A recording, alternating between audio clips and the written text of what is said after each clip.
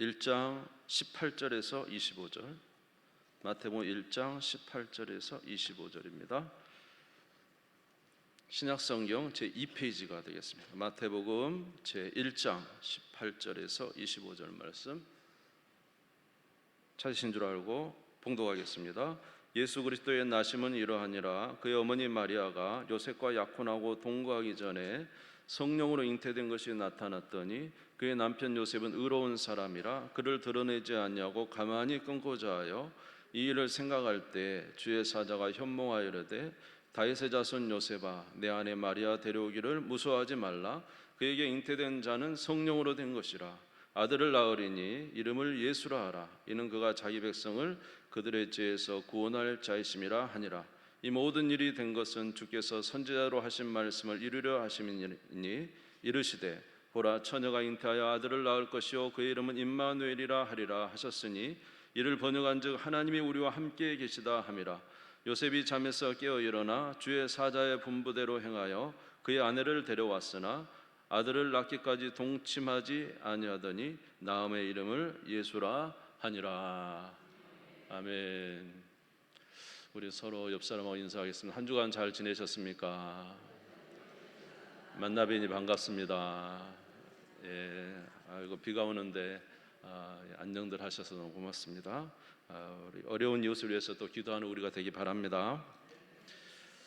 오늘은 이제 마태복음 제1장 18절에서 25절 말씀을 가지고 함께 잠시 말씀을 나누겠습니다. 오늘은 이제 예수 그리스도의 태어나심, 지난주는 족보에 관해서 말씀을 드렸고 오늘은 예수님의 이제 나심에 대해서 말씀을 드리겠습니다. 누가복음은 예수님의 어머니 마리아 중심으로 족보가 또 진행이 되었고, 그러나 마태복음은 그 아버지 요셉 중심으로 말씀이 이제 진행이 됩니다. 그런데 이제 오늘 보면은 좀 놀라운 사실은 요셉이 알기 전에 마리아가 이제 잉태된 것입니다. 유대 땅에서는 결혼하기 전에 정혼이라는 걸 합니다. 사실 이제 정혼은 법적으로 우리나라와 약혼 같은 이미지인데 약혼하고 전혀 틀립니다. 유대에서는 정혼하면 이미 부부입니다. 그러나 같이 살지는 않고 약 1년 동안을 각자의 집에서 마지막 친정에서 이제 생활을 하게 되는 거죠. 그리고 1년이 지나고 나면 결혼해서 이제 아내가 남편에게 오게 되고 그들의 결혼의 생활이 시작됩니다. 근데 오늘 말씀 보면은 이제 요셉과 마리아가 정혼한 상태죠. 아직 함께 동거하지 않은 상태에서 들려오는 소식이 뭐냐면 마리아가 이제 아이를 임신했다는 것입니다. 함께 동거하지도 않는데 임신했다는 거예요. 이 소식을 들은 요셉은 굉장히 당황하지 않을 수가 없었습니다.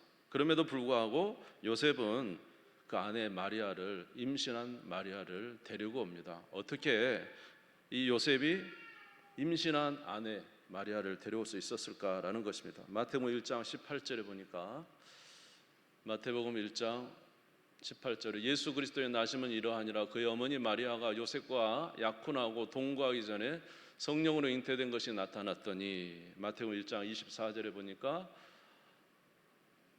마태복음 1장 24절, 요셉이 잠에서 깨어나 일어나 주의 사자의 분부대로 행하여 그 아내를 데려왔어요. 임신한 아내를 여러분 데려온다는 것이 쉬운 일이 아니잖아요. 인간적으로 생각했을 때. 네.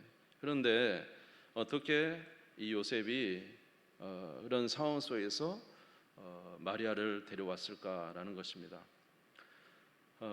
사실 이 요셉은 굉장히 고뇌를 많이 했다 그랬어요. 마태복음 1장 20절에 보면은 이 일을 생각할 때 이런 구절이 있습니다. 이거는 이제 요셉이 엄청 이렇게 고민을 했다는 것이죠. 근데 요셉은 의로운 사람이라고 그랬어요. 그러니까 하나님의 율법을 잘 알고 있는 사람이에요. 근데 결혼 전에 여인이 이제 남자를 알게 돼서 임신하게 되면은 유대인의 법에 있어서는 어떤 법입니까? 돌로 쳐서 죽이는 것이 모세의 법입니다. 여러분 요한복음 8장에 보면 현장에서 가늠한 여인 아시죠? 네, 현장에서 가늠한 여인을 예수님께 데려왔을 때 모세 보면은 돌로 쳐서 죽이라 그랬는데 어떻게 해야 됩니까? 이렇게 말했을 때 예수님께서 죄 없는 자가 먼저 돌로 쳐라 이렇게 말씀하셨죠. 그러니까 지금 사실 요셉의 아내 마리아가 임신한 것은 사실 유대법으로 인하면은 그를 데려다가 이제 부끄럽게 하고 돌로 쳐서 죽여야 되는 사실은 그런 상황 속에 있는 것입니다. 그런데 이 요셉, 마리아의 남편 요셉은 의로운 사람이기 때문에 그 여인을 쳐서 죽이는 것, 그것에 대해서 고민하지 않을 수가 없었고, 이 일을 깊이 생각하는 중에 정말로 이제 고통스러운 순간에서 그 여인을 드러내지 아니하고 가만히 이제 파혼함으로 인해서 그 여인을 살려주고 그 아이도 살리려는 의도를 가졌던 것 같습니다.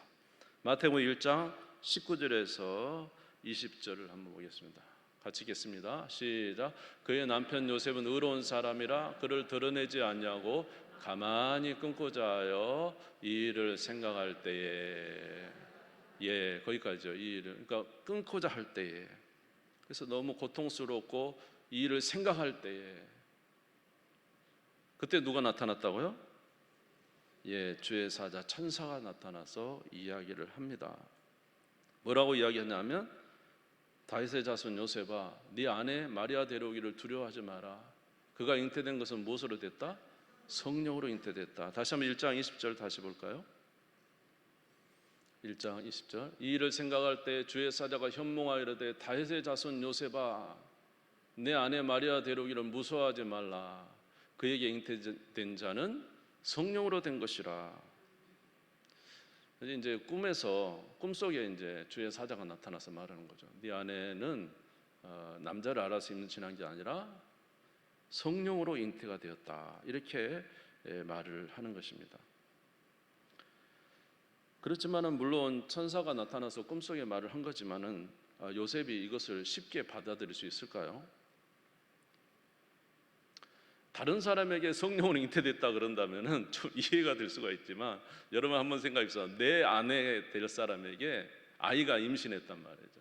그런데 갑자기 꿈속에 나타나서 네 아내가 정혼한데 아직 첫날 밤도 지내지 않는 네 아내가 임신한 것은 성령으로 잉태됐다 이렇게 말한다고 하면 여러분 어떠실 것 같아요? 그걸 그렇게 받아들일 수 있을까요? 물론 어느 정도 하나님의 능력을 요셉이 믿지 않은 건 아니지만은, 그러나 내 아내가 임신했다, 내가 성령으로 잉태됐다, 이거를 쉽게 받아들일 수는 없었을 거예요. 요셉이 그 말씀을 듣고도 이게 무슨 말씀인가, 이게 정말 사실인가 하면서 이걸 어떻게 우리가 믿을 수 있는가 하면서 마음에 의심이 일어났을 걸로 생각이 되는 것입니다. 이렇게 요셉이 아마 이 일에 대해서 완벽하게 하나님을 신뢰하면서도 여인이 남자 없이 잉태한다는 것을 어떻게 우리가 받아들일 수 있는가, 성령으로 잉태한다는 걸 어떻게 받아들일 수 있는가라는 이 마음에 의문이 생기고 있을 때에 이 천사가 즉시로 한 일이 있었습니다. 그것은 무엇이냐면은 하나님의 말씀을 알려주는 것이었습니다. 마태복음 1장 22절에서 23절 한번 같이 읽겠습니다. 시작. 이 모든 일이 된 것은 주께서 선지자로 하신 말씀을 이루려 하심이니 이르시되 보라 처녀가 잉태하여 아들을 낳을 것이요 그 이름은 임마누엘이라 하리라 하셨으니 이를 번역한즉 하나님이 우리와 함께 계시다 함이라. 그것에 대해서 이제 완전히 받아들이지 못하고 생각하고 있을 그때 요셉에게 이 천사가 했던 것은 이사야서 7장 14절에 나온 말씀을 가지고 이야기를 한 겁니다. 이사야서 4장 17절에 14절에 이사야 선지자가 말하기를 보라 누가 잉태하여? 처녀가 잉태하여 아들을 낳을 것이다 하지 않았느냐. 보라 처녀가 잉태하여 아들을 낳을 것이다 하지 않았느냐. 이미 구약의 선지자의 예언자가 말하기를 처녀가 잉태하여 아들을 낳을 것이고 그 아들을 낳은 그 사람은 누구다? 임마누엘이라 하리라. 그러니까 요셉은 지금 그 천사의 말을 직접 받을 수는 없었지만은 성경 말씀에 구약에 예언된 처녀가 잉태하여 아들을 낳을 것이다, 이 말씀을 이제 요셉은 잘 알고 있었어요. 왜냐하면 요셉은 율법을 잘 아는 의로운 사람이었기 때문에 율법을 잘 아는 사람이었겠죠. 정말로 성경이니까 처녀가 잉태하여 아들을 낳을 것이다 라고 되어 있는 구절을 이제 기억하고 있기 때문에 아, 그래, 구약 성경에 처녀가 잉태할 아들을 낳는다고 했지, 이렇게 생각하고 있었던 것입니다. 그런데 마태복음 1장 20절에 보니까 천사가 나타나서 이 요셉을 부를 때 1장 20절에 뭐라고 부른지 다시 한번 보겠습니다. 이 일을 생각할 때 주의 사자가 현몽하여 이르되 누구의 자손? 다윗의 자손 요셉아. 앞으로 그리스도가 올 것인데 누구의 후손으로 오신다 그랬죠? 지난주에 다윗의 씨로 오신다 그랬죠. 다윗의 후손으로. 그런데 요셉은 자기는 전혀 능력이 없고 너무나 부족하고 그저 하나님 앞에서 좀 선하게 살아가려 하는 자밖에 되지 않았다는 거예요. 그런데 이 천사가 나타나서 말하기를 다윗의 자손 요셉아, 이렇게 부르는 것입니다. 그러니까 다윗의 자손 요셉. 그런데 가만히 생각해 볼까? 요셉 자신이 진짜 누구의 후손이에요? 유다 지파의 다윗의 후손으로 내려온 계보 아내들은 그 많은 다윗의 후손 중에 한 명이었다는 거죠. 그런데 성경에서 말하기를 앞으로 올 메시아는 어떤 누구의 후손으로 온다 그랬어요? 다윗의 후손으로 오고 누구에게 잉태된다? 보라, 처녀가 잉태하여 아들을 낳을 것인데 그가 임마누엘이다. 그러니까 다윗의 후손, 지금 자기를 보고 누구의 후손이라고 합니까? 요셉, 당신이 다윗의 후손이지 않습니까? 당신의 아내는 아직 처녀가 잉태하여 아들을 낳았지 않습니까? 성경에 이루어지는 말씀이라는 거죠. 요셉이 지금 이 말을 듣고는 갑자기 정신이 버뜩 난 거예요. 이게 무슨 말씀인가? 나같이 미천한 자, 그리고 내 아내 물론 순수하고 이쁘지만은 이 아직 그저 그냥 처녀에 받게 되지 않은 내 아내가 임신한 것이 성경에 예언된 말씀으로 된 건가? 이것을 이제 요셉이 이 천사의 말을 듣고는 생각해 보니까 정말로 하나님의 말씀이 자기와 자기 아내에게 이루어진 사실이라는 것에 대해서 생각하기 시작했어요. 그게 아니라고 할지라도 이 말씀이 사실이라고 한다면 엄청난 것입니다. 왜냐하면은 보라, 처녀가 잉태하여 아들을 낳을 것이 그 이름을 임마누엘이라 하라. 임마누엘 뜻은 무엇이죠? 임마누엘 뜻이 뭡니까? 하나님이 우리와 함께 계시다라는 뜻이에요. 그러면 다시 말해서 처녀가 잉태하여 아들을 낳을 때 누가 오신다는 거예요? 그 아들이 누구라는 거예요? 하나님이시다는 거죠. 무슨 말인지 이해가 되십니까? 오시는 분이 누구라는 거예요? 하나님이 보내신 자이지만 또 누구라고요? 하나님이시라는 것이고, 그가 오신 이유가 뭐라고요? 그의 백성들을 저들의 죄에서 구원하고 임마누엘, 그들과 항상 함께 계시기 위해서 오신 하나님이라는 거예요. 지금 다윗에게 이루어진 자기는 너무나도 부족한데 만약에 오늘 이 천사가 해주는 말이 정말로 맞다면 이거는 정말로 기막힌 노릇인 거죠. 하나님이 나를 다윗의 후손을 보낼 그 계보에 있는 자로 나를 선택하시고 내 안에 이 연약한 이 아내가 잉태된 사실, 이것이 만약에 정말이라면 아내를 통해서 오는 그 사람은 하나님이시고, 할렐루야, 하나님이 우리와 함께 하시기 보내신 자라는 거죠. 이건 엄청난 일이라는 거죠. 그래서 오늘 요셉은 정말로 이 사실에 대해서 정말로 놀랄 수밖에 없는 거죠. 야, 내가 그런 존재란가? 내가 정말로 그런 존재야? 내 아내가 정말로 그런 존재야? 하나님이 우리를 선택하신 거야? 하나님께서 2000년 전, 수천 년 전부터 인류를 구원하기 위해서 구속한 메시아를 나같이 미천하고 내 아내처럼 미천한 자를 통해서 하나님이 이루신다는 거야. 이걸 깨닫는 순간 요셉은 그냥 기겁하는 것이죠. 마태복음 1장 23절을 같이 한번 읽겠습니다. 마태복음 1장 23절 같이 읽겠습니다. 시작. 보라, 처녀가 잉태하여 아들을 낳을 것이요 그 이름은 임마누엘이라 하셨으니 이를 번역한즉 하나님이 우리와 함께 계시다 함이라. 할렐루야. 지난주에 말씀드렸지만 지금 이제 다윗의 후손으로 올 다윗의 씨는 그분이 누구란 거예요? 다윗의 왕위를 가진 영원한 왕이시고, 할렐루야, 영원한 왕이시고, 그리고 그 나라는 무궁하고 절대 망하지 않은 영원한 나라의 한 왕이 오신다는데 지금 동정녀, 자기 처녀, 자기 아내 마리아를 통해서 그분이 오신다. 여러분 놀라실 필요는 없어요. 여러분의 아내는 아니니까. 그러나 요셉은 굉장히 놀라운 거예요. 오늘은 비가 많이 와서 사무엘하 7장 12절에 13절 같이 한번 읽겠습니다. 시작. 내 수완이 차서 내 조상들과 함께 누울 때에 내가 내 몸에서 날 내 씨를 내 뒤에 세워 그의 나라를 견고하게 하리라. 그는 내 이름을 위하여 집을 건축할 것이요 나는 그의 나라 왕위를 영원히 견고하게 하리라. 하나님이 오시고 하나님이 함께하기 위해서 오시고, 할렐루야, 뿐만 아니라 그 영원한 나라의 왕으로 오시는 분이 지금 자기 아내에게서 태어났다. 여러분이 만약 요셉이다 어쩔 것 같아요? 이걸 알게 됐을 때 이거는 정말로 놀라고 기겁할 일인 것입니다.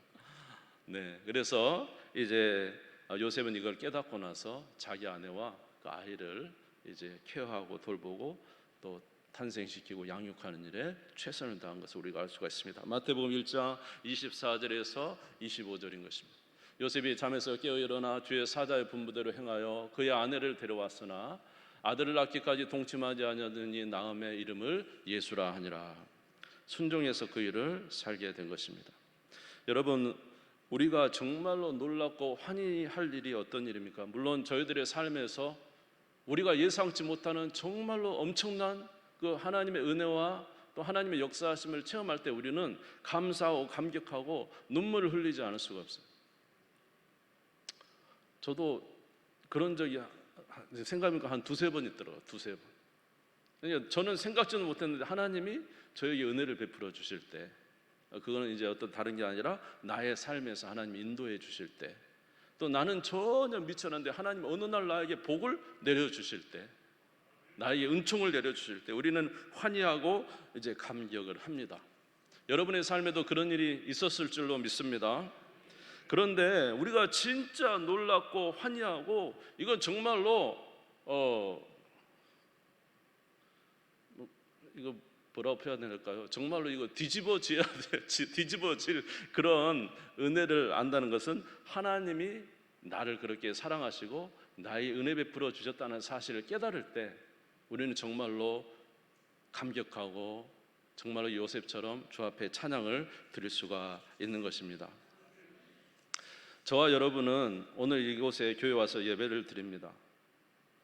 사실 저와 여러분은 어떻게 이 교회를 오게 된지도 잘 몰라요. 어느 날 누군가가 나를 전도해서 교회 한번 가봅시다 한 말을 듣고 교회에 오셨을 수도 있어요. 그렇게 교회를 와서 한 번, 두 번 예배 드리다 보니까 예수님이란 분을 계속 말을 해서 그런지 어떠한 방도든지 예수님을 알게 되고 예수님을 영접하게 된 것입니다. 여러분, 예수 그리스도를 영접한 것이 얼마나 복된 일인 줄 압니까? 그것이 정말로 놀라운 하나님의 계획과 은혜 아래 있었다는 사실을 여러분 아십니까? 여러분, 예수 그리스도를 영접하는 자는 모든 심판에서, 지옥의 심판에서 구원을 받은 것입니다. 히브리서 9장 27절에 보니까 한 번 죽는 것은 사람에게 정해진 것이요 그 후에는 심판이 있으리니 그랬습니다. 그래서 이 세상에 있는 모든 사람은 하나님, 거룩하신 하나님 앞에서 심판을 받고, 그 심판은 두 번째 사망이 오는데 영원한 심판이는 지옥 심판이 있게 됐다는 거예요. 그런데 우리도 알지 못하는 사이에 예수 그리스도를 영접하고 나의 주님으로 모시는 순간에 우리는 이 지옥의 심판에서 구원을 받은 것입니다. 이사야 53장 5절에서 6절을 말씀을 보니까 그가 찔림은 우리의 허물 때문이요 그가 상함은 우리의 죄악 때문이라. 그가 징계를 받음으로 우리는 평화를 누리고 그가 채찍에 맞으러 우리는 나음을 받았도다. 우리는 다 양 같아서 그릇 행하여 각기 제 길로 갔거늘 여호와께서는 우리 모두의 죄악을 누구에게? 예수에게 담당시키시고, 할렐루야, 그 예수로 말미암아 우리는 죄의 속죄함을 받고 구원을 받은 것입니다. 그래서 골로새서 1장 13절에 보니까 이렇게 말씀하고 있어요. 같이 읽겠습니다. 시작. 그가 우리를 흑암의 권세에서 건져내사 그의 사랑의 아들의 나라로 옮기셨으니, 할렐루야, 심판받을 우리가, 저주받을 우리가, 영원히 멸망받을 우리가 예수 그리스도를 믿음으로 말미암아 모든 심판에서 구원을 받아 사망의 나라에서 하나님의 나라로 옮기게 된 거예요. 마귀의 종에서 누구에게? 하나님의 백성은 하나님의 은혜 아래 거하는 하나님의 백성으로 옮기게 된 거예요. 하나님 나라로 옮기게 된 거예요. 아멘. 어느 선교사님이 있었어요. 어느 선교사님이신데 이제 이분이 자기의 출생이 너무 힘든 곳이었어요. 도저히 정말 우리나라 중에서 가장 바닥이라고 하는 그런 상황 속에서 이제 살게 된 거예요. 살게 되니까 자기가 정말로 어떻게 살아갈 때는 무슨 능력이 있는 것도 아니고 힘이 있는 것도 아니고 정말 아무런 소망이 없고 그 누구 한 사람 자기에게 따뜻한 말을 해주는 사람 없고 사랑한다는 말도 한마디도 들어보지 못하고 그 일평생을 그렇게 살았다는 것입니다. 그런데 우연히 어쩔 수 없는 상황에서 교회를 나가게 됐대요. 교회를 나가게 됐는데 거기서 예배를 드리는데 한 번, 두 번 무슨 소리인지 몰랐는데 한 번, 두 번 듣다 보니까 교회에서 하는 모든 것이 다 똑같더랍니다. 앞에서 찬양, 예수 사랑하심, 찬양도 예수 사랑하심, 기도도 예수님 예수 이름으로 하나님 감사합니다, 구원해 주셔서 감사합니다, 기도, 설교도 똑같은 내용이 아니에요. 하나님이 세상을 이처럼 사랑하사 독생자를 주셨으니 이는 저를 믿는 자마다 멸망치 않고 영생을 얻게 하려 하시며 설교 내용도 똑같은 거예요.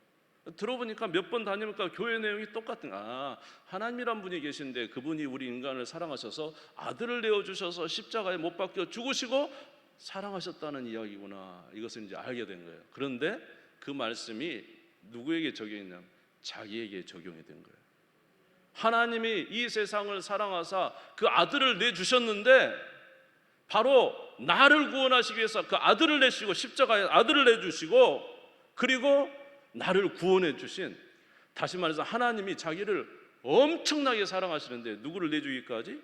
자기 아들을 내주기까지 사랑하신 분이다는, 하나님이 자기를 그렇게 사랑하신다는 걸 깨달은 순간 뒤집어졌어요. 그래서 그때부터 자기가 우울하고 인생을 한탄하고 했던 모든 것이 다 사라져버린 거예요. 왜냐? 누구의 사랑을 받은 거예요?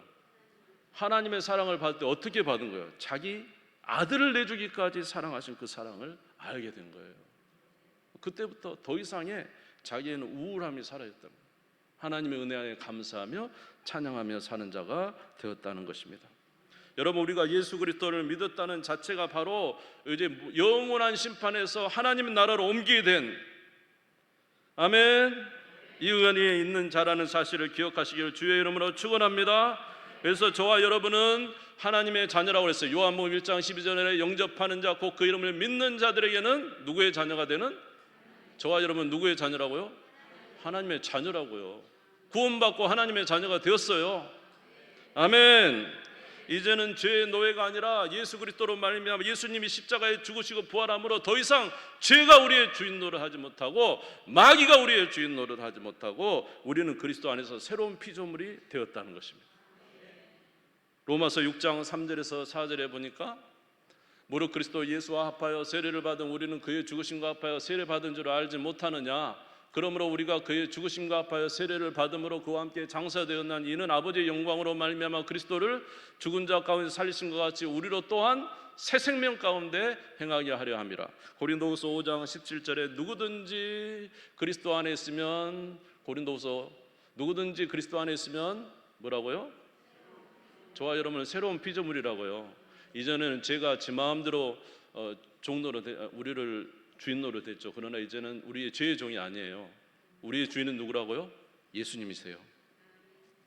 아멘. 뿐만 아니라 저와 여러분 예수 그리스도로 말미암아 죄 사함을 받고 우리가 하나님 앞에서 정결한 자가 되었다는 증거로 누가 오셨습니까? 성령이 저와 여러분 안에 오신 겁니다. 여러분, 성령이 오신 것을 여러분 그냥 생각하지 마십시오. 예수 그리스도를 믿는 자에게 성령이 임하신 것입니다. 깨끗하게 된 자에게 성령이 임하신 것입니다. 죄가 사해지지 않는 자에게 어찌 성령이 임하십니까? 로마서 8장 9절에 보니까 만일 너희 속에 하나님의 영이 거하시면 너희가 육신에 있지 아니하고 영에 있나니 누구든지 그리스도의 영이 없으면 그리스도의 사람이 아니라. 저와 여러분 안에, 저와 여러분의 몸을 하나님의 성전 삼으시고 성령이 우리 안에 와 계신다는 것입니다. 그래서 오늘 마태복음 1장 23절이 저와 여러분 가운데 이루어진 것입니다. 같이 읽겠습니다. 시작. 보라, 처녀가 잉태하여 아들을 낳을 것이요 그의 이름은 임마누엘이라 하리라 하셨으니 이를 번역한즉 하나님이 우리와 함께 계시다 함이라. 마리아와 요셉은 우리를 구원자를 이 땅에 태어나게 한 자죠. 그러나 저와 여러분은 그 예수 그리스도께서 하신 모든 일이 우리에게 이루어진, 아멘, 예수 그리스도의 사건이 적용된 자라는 것입니다. 이 얼마나 감사할 일입니까? 그러니까 저와 여러분이 이런 사실을 믿고 살아가야 돼요. 요셉은 생각할 때 나를 통해서 세상에 우리의 구원자가 이 땅에 오시다니, 하나님의 아들이 이 땅에 오시다니, 나와 아내를 통해서 이 놀라운 창세전부터 계획된 그 구원자가 나와 아내를 위해서 통하여 오시다니, 이 놀라운 일인데, 저와 여러분은 뭐냐 하면은, 저와 여러분은 그 구원의 역사가 적용됐다니까요. 그분을 통해서 우리는 구원을 받았다니까요. 저와 여러분 안에 성령이 계신다니까요. 우리는 하나님의 나라 백성이고 하나님 자녀고 하나님이 함께 하시는 은혜가 우리 가운데 있게 되는 것입니다. 이 사실을 깨달을 때 정말로 놀라지 않을 수가 없는 것입니다. 저는 한 15년에서 벌써 한 15년이 넘었을 것 같아요. 20년 정도 이제 가까이 돼가는 것 같아요. 우리 교회 2004년도에 부목사로 왔었습니다. 근데 우리 교회 오니까 정말로 놀라웠던 것은, 우리 교회 기도회에 갔는데 전부리 다 개구리들이 있었습니다. 그래서 와글와글 얼마나 방언으로 기도를 하는지. 근데 저는 그때까지 예수님을 알고 하나님을 알고 있었지만 성령에 대해서는 잘 몰랐어요. 그런데 와서 보니까 이 교회에서 부목사 사역을 하기 위해서는 방언을 하지 않으면은 아예 사역 자체를 못하겠다는 그 위기감이 들었어요. 그때 한번 집회에 있었는데 제가 안 되겠다, 이번에 작정하고 내가 방언 받아야 되겠다. 그리고는 아주 손을 들고 땀을 뻘뻘 흘리고 방언 주시라고 그렇게 기도했어요. 근데 왔을 때 그 집회 하시는 그 목사님이 저에게 안수를 한 게 아니고 우리 원로 목사님이 저한테 오시니 이렇게 하는 거예요. 뭐요? 아직 방언 못해? 이렇게 하시는 거예요. 그래서 땀을 흘리고 해야 되는 방언을 받기 위해서 막 하고 있는데 원로 목사님이 막 안수를 하냐, 입이 확 트여가지고 방언이 시작됐어요. 그 전에 있을 때는 사실 제가 우리 교회 설교 적응이 안 되더라고요. 전에는 제가 설교 준비를 할 때 토시까지 다 좀 했습니다까지 다 기록했어요. 그래가지고 설교를 하는데 잘 됐어요. 그런데 우리 교회 와서 했습니다 토시를 대서 설교를 하는데 아무도 아멘을 안 해요. 우리 교회 설교는 성령 설교라, 성령이 감동하신 대로 목회자를 통해서 막 뿜어내는 설교를 하셨기 때문에 안 되는 거예요. 저는 그때 성령이 계시다는 사실을 알게 됐고 성령의 역사에 대한 것을 알게 됐습니다. 그때부터 저도 설교를 이렇게 내용을 기록은 하지만은 주께서 주시는 대로 이렇게 설교하기 시작했는데 지금까지 그렇게 하고 있습니다. 그러니까 하나님께서 역사하신다는, 여러분 성령을 아는 자와 모르는 자의 차이가 얼마나 다르겠습니까? 여러분, 성령을 아는 자는 성령으로 살 거 아니에요. 그 성령이 우리 안에 계시잖아요. 하나님이 우리 안에 계시잖아요. 그러니까 그분과 함께 살아가는 삶이 얼마나 놀랍고 좋겠습니까? 여러분, 예수님이 이 땅에 오신 것은 그 백성과 함께 거하기 위해서 오셨다 그랬어요. 그가 오신 이유는 우리를 지키시고 보호하시고 인도하기 위해서 오셨다 그랬잖아요. 그런데 그분 없이 살아가는 삶이 얼마나 안타깝습니까? 여러분, 주 앞에서 그렇게 살아가는 주님의 백성들 다 되시기를 주의 이름으로 축원합니다. 할렐루야. 제가 또 하나 알게 된 사실은 무엇이냐면은 이 십자가의 복음이라는 것입니다. 저도 예수님을 잘 알고 믿었습니다. 그런데 어느 날 예수님의 십자가의 죽으심과 부활이 나에게 적용이 됐어요. 예수님의 십자가의 죽으심과 부활을 나는 멀리서 보고만 있었던 사람이에요. 그런데 어느 날 보니까 예수님의 십자가의 죽음과 부활이 나의 죽음과 부활이 됐다는 사실을 인지하게 된 거예요. 다시 말해서 예수님의 십자가의 죽으심이 나와 예수님과 함께 내가 죽고 그리스도와 함께 다시 살았다는 사실을 인지하게 됐을 때 저는 완전히 정말로 하나님의 놀라운 은혜를 체험하게 된 거예요. 그것이 무엇이냐? 이제 더 이상 죄의 종노릇 하지 아니하고 나는 옛사람이 아니야. 나는 옛사람이 아니야. 나는 그리스도 안에서 새로운 피조물이야. 나는 하나님의 자녀가 되었어. 하나님과 함께 살 수 있는 예수 그리스도의 십자가의 은혜로 새 생명이 된 자야 라는 사실에 내가 진짜 아까 그 분이 하나님이 자기를 사랑하셔서 그 아들을 내주신 사건이 자기에게 적용되듯이 저에게 적용됐을 때 저는 이제 완전히 새로운 국면을 맞게 된 거예요. 그래서 주님과 함께 살아가는 삶을 살게 된 것입니다. 이전에는 제가 원하는 대로 제가 뜻대로 살았지만은 예수님의 십자가의 삶을 살고 난 이후에는 이제 내 자신을 십자가에 못 박고 누구든지 나를 따르려는 자기를 부인하고 자기의 십자가를 지고 나를 따를 것이라 했기 때문에 내 소욕과 내 욕심이 아니라 주님의 뜻을 따라 살아가려고 노력하는 것입니다. 그래서 갈라디아서 2장 20절처럼 내가 그리스도와 함께 십자가에 못 박혔나니 그런즉 이제는 내가 사는 것이 아니요 내 안에 그리스도께서 사시는 것이라.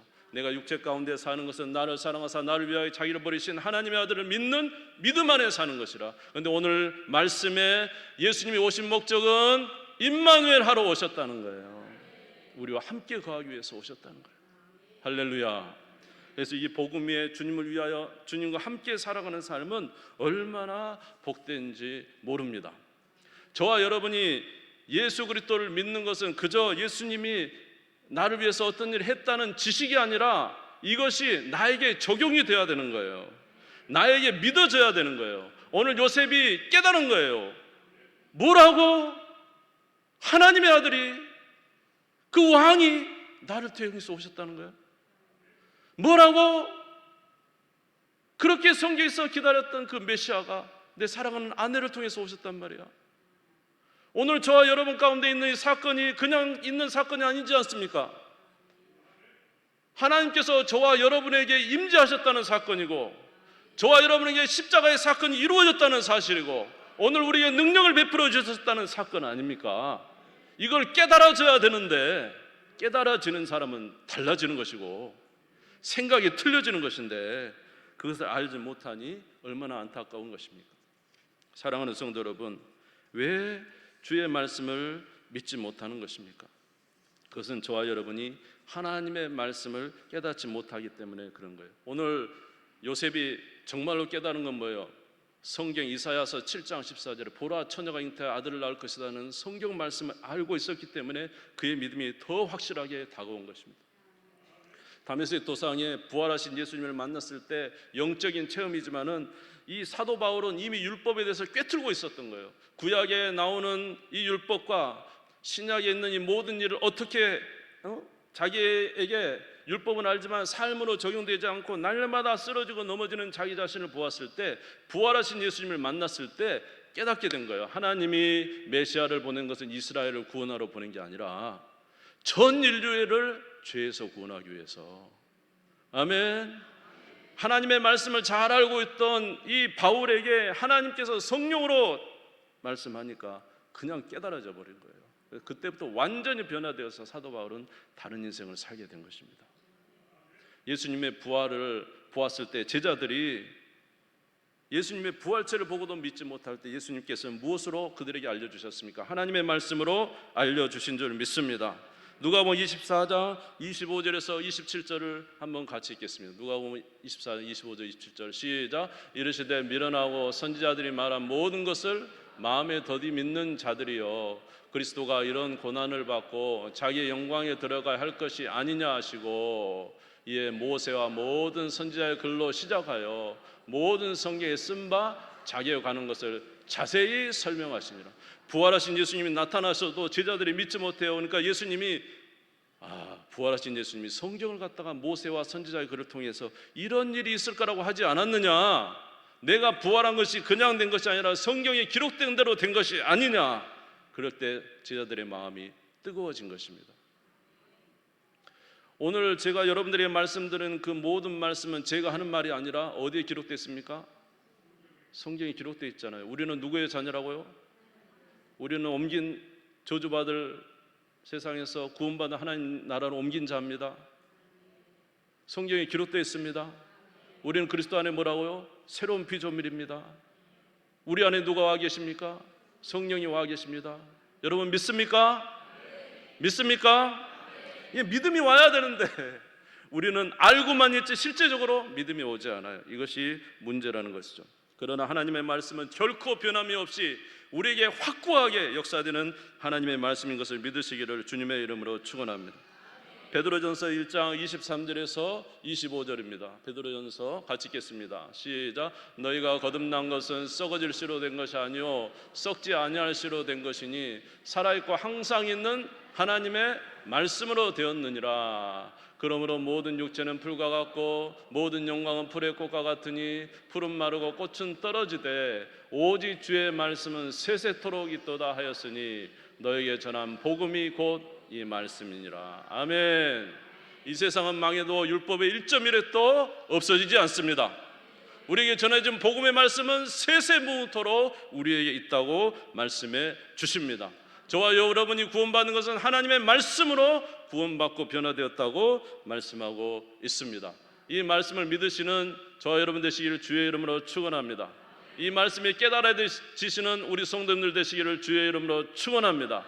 우리가 연약하게 사는 이유는 믿음이 없기 때문에 그래요. 우리가 이 믿음을 갖고 산다면 왜 슬퍼하겠어요? 우리가 이 믿음을 갖고 진짜 이 믿음을 갖고 된다면은 이 어려운 상황에도 능히 믿음으로 살 수 있는 하나님의 백성이 될 줄로 믿습니다. 우리가 믿음이 없기 때문에 그래요. 말씀을 받지 않기 때문에 그래요. 그러므로 여러분 하나님의 말씀을 믿으시기를 주의 이름으로 축원합니다. 그러면 하나님은 내 믿음대로 될지어다. 이러한 하나님의 귀한 백성이 되셔서 우리의 남은 인생 주님을 위하여 살아가시기를 바라고 그 은혜의 풍성함에 거하는 우리가 되기를 바랍니다. 항상 주의 말씀 거하시기 바랍니다. 로마서 10장 17절 읽고 마치겠습니다. 같이 읽겠습니다. 시작. 그러므로 믿음은 들음에서 나며 들음은 그리스도의 말씀으로 말미암았느니라. 할렐루야. 하나님의 말씀은 변하지 않습니다. 하나님 말씀은 우리에게 이미 이루어졌습니다.